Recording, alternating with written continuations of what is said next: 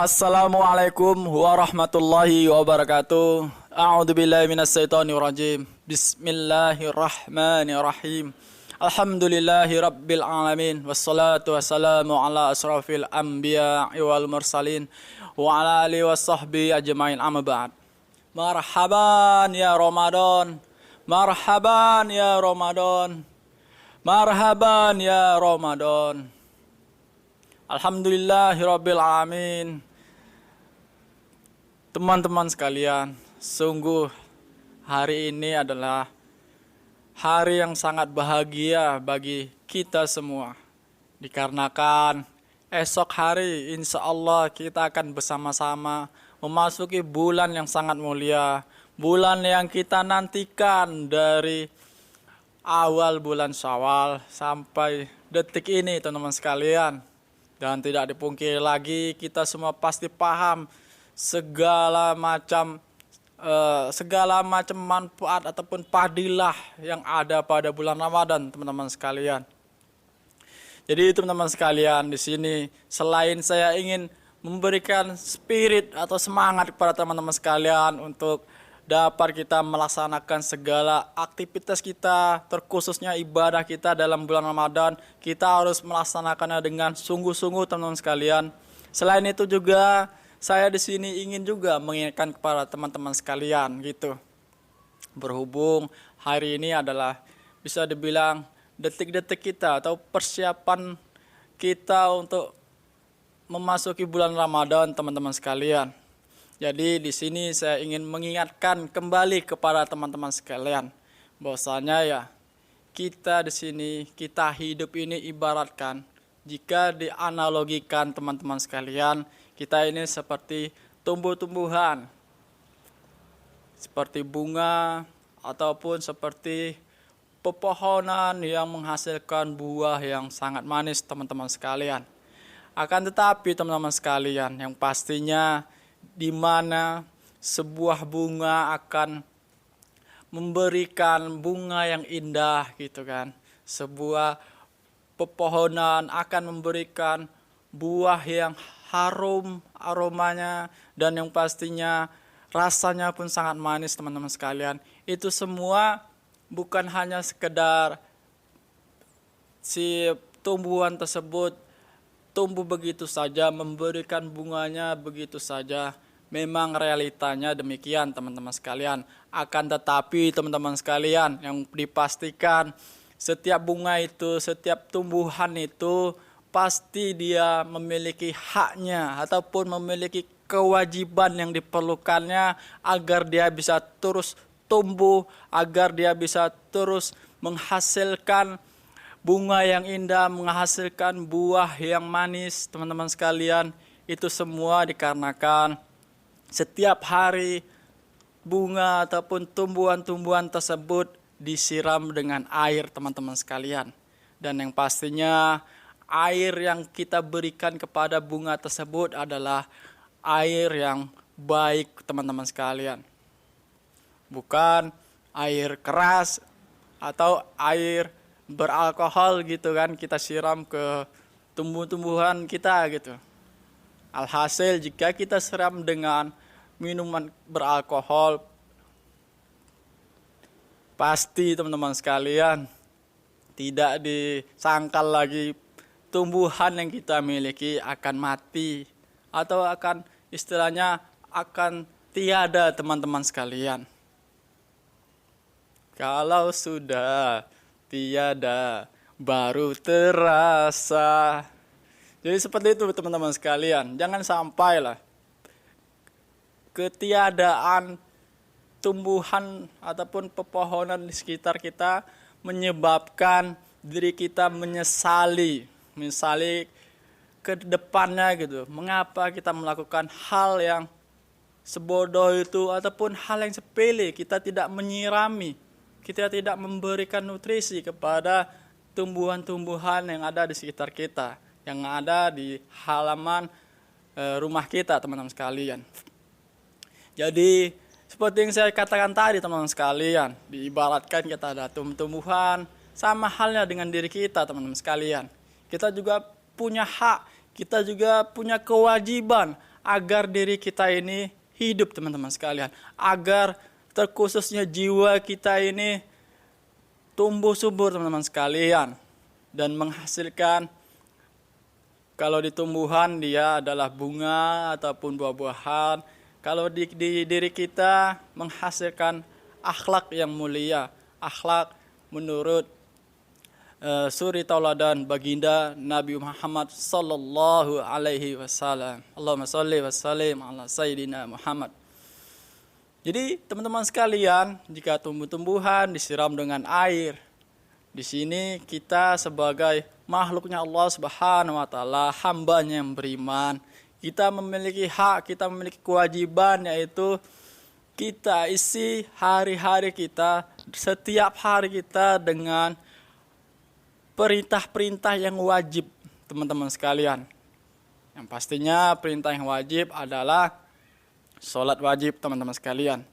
Jadi sholat wajib untuk khusus sekarang puasa Ramadan itu adalah kewajiban kita teman-teman sekalian. Hak kita yang harus kita berikan kepada diri kita teman-teman sekalian. Harus kita penuhi. Jika itu tiada teman-teman sekalian, maka seperti yang saya katakan tadi gitu, kita akan merasakan hati kita ini mati teman-teman sekalian. Hati kita kosong, tanpa ada tujuan yang jelas teman-teman sekalian. Jadi ya teman-teman sekalian, terkhususnya di bulan Ramadan ini, kita benar-benar sholat itu, terkhususnya sholat wajib, kita lakukan dengan khusyuk teman-teman sekalian. Kita menghadirkan diri kita, menghadirkan hati kita ke hadapan Allah Subhanahu wa taala. Karena itulah yang akan memberikan energi kepada kita. Layaknya seperti tumbuhan tadi, memberikan air yang jernih, air yang baik kepada tumbuhan tersebut. Jangan sampai kita minum di dalam sholat gitu kan. Sama dengan kita merusak apa yang kita berikan kepada diri kita sendiri gitu. Kita sholat sambil mabuk. Gimana seperti saya katakan tadi gitu. Tumbuhan disiram pakai minuman beralkohol. Ya pasti kan bakalan mati teman-teman sekalian. Begitu juga dengan hati kita. Oleh sebab itu teman-teman sekalian, mari kita sirami hati kita setiap hari teman-teman sekalian. Tumbuhan itu setiap hari disiram dengan air. Begitu juga kita. Kita harus setiap hari sholat wajib teman-teman sekalian. Dan juga setelah kita melaksanakan sholat wajib, pastinya seperti tumbuhan juga teman-teman sekalian gitu kan.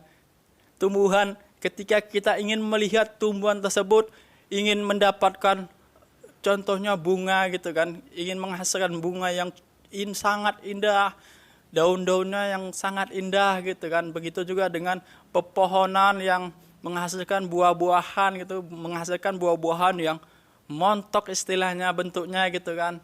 Dan juga aroma yang pastinya harum, dan juga yang pastinya teman-teman sekalian rasanya yang sungguh lezat dan nikmat. Itu semua diperlukan yang namanya nutrisi tambahan teman-teman sekalian. Dan ketika saya mengatakan nutrisi tambahan, kita analogikan kepada diri kita, kita semua pasti paham apa nutrisi tambahan bagi diri kita. Saya di sini ingin mengingatkan kembali teman-teman sekalian, nutrisi tambahan kita yaitu kita perbanyak lagi diri kita untuk mengingat Allah Subhanahu wa taala dengan cara melakukan ibadah-ibadah sunnah yang lainnya teman-teman sekalian. Melaksanakan sholat rawatib, sholat duha, sholat tahajud, dan yang pastinya jangan pernah kita tinggalkan yang namanya firman Allah Subhanahu wa taala azza wa jalla. Itulah nutrisi bagi diri kita teman-teman sekalian. Dan yang pastinya dari sekian banyak hal tersebut teman-teman sekalian, yang namanya nutrisi memang sejatinya tidak, walaupun bisa dilakukan setiap hari, akan tapi sebaiknya memang setiap hari itu kan. Akan tapi bisa dilakukan kapan saja sempatnya teman-teman sekalian. Jika tidak bisa ya sehari sekali, bisa seminggu sekali, atau sebulan sekali. Bahkan teman-teman sekalian, jika teman-teman sekalian ya bisa dibilang saking sibuknya mengejar dunia gitu, ya silakan laksanakannya sebulan mohon maaf setahun sekali teman-teman sekalian. Terlebih-lebih terkhususnya ketika kita menyambut bulan suci Ramadan ini teman-teman sekalian. Kita wajib menyambutnya dengan sukacita teman-teman sekalian. Kita wajib selayaknya seperti tamu teman-teman sekalian. Bulan Ramadan adalah tamu kita teman-teman sekalian. Kita ketika ada teman kita ataupun saudara kita ingin datang kepada kita, ke rumah kita gitu kan. Mereka kan ada tamu kita gitu. Pasti ketika mereka datang ke rumah kita, ke kediaman kita teman-teman sekalian, kita akan mempersiapkan diri kita gitu kan. Kita akan mempersiapkan rumah kita dengan baik gitu. Kita bersih-bersih rumah kita. Begitu juga dengan diri kita teman-teman sekalian. Kita menyambut bulan Ramadan dengan cara, ya kita persiapkan diri kita dengan baik lagi teman-teman sekalian. Meningkatkan amal ibadah kita latihan untuk menyambut bulan Ramadan dengan cara meningkatkan amal ibadah kita. Dan yang pastinya teman-teman sekalian, seperti saya katakan tadi, walaupun tidak bisa sehari, seminggu, sebulan, minimal teman-teman sekalian lakukanlah setahun sekali. Terlebih-lebih berhubungan dengan yang pertama adalah soal hutang. Kita pasti tahu yang namanya hutang itu akan membuat kita susah. Jadi ya kalau bisa diselesaikan segera teman-teman sekalian. Dan juga selain itu, selain hutang, ada hal juga yang benar-benar akan mengganggu kita nanti di akhirat kelak teman-teman sekalian. Yaitu menjalin tali silaturahmi teman-teman sekalian. Oleh sebab itu, marilah kita di menjelang bulan suci Ramadan ini kita berikan nutrisi kepada diri kita itu dengan cara ya seperti saya katakan tadi, minimal hutang kita itu yang paling penting diselesaikan. Dan juga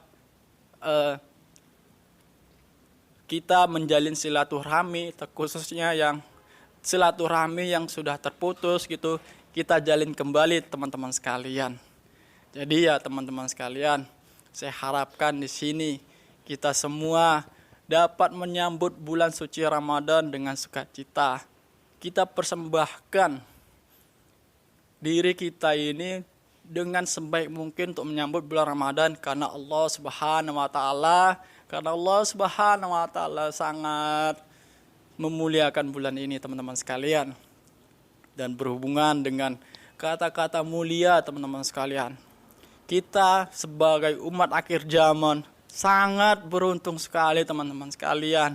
Jangan kita sia-siakan kemuliaan kita teman-teman sekalian. Terkhususnya kita memiliki Nabi Muhammad sallallahu alaihi wasallam. Allahumma shalli wa sallim ala sayyidina Muhammad. Beliau adalah manusia yang paling mulia teman-teman sekalian. Seluruh makhluk di muka bumi ini berselawat kepada baginda Nabi Muhammad sallallahu alaihi wasallam. Bahkan Allah Subhanahu wa taala berselawat kepada baginda Nabi Muhammad sallallahu alaihi wasallam. Jadi teman-teman sekalian, sangat rugi jika kita tidak berselawat kepada baginda Nabi Muhammad sallallahu alaihi wasallam. Allah Subhanahu wa taala telah menyajikan hidangan yang benar-benar tinggal kita santap saja. Akan tapi terkadang kita melalaikan sajian-sajian hidangan-hidangan yang sangat mulia itu teman-teman sekalian. Allah Rabbi selamatkan kami di dunia dan di akhirat ya Allah. Amin amin ya rabbal alamin. Jadi ya kembali lagi teman-teman sekalian. Saya di sini tidak ingin berbicara panjang lebar.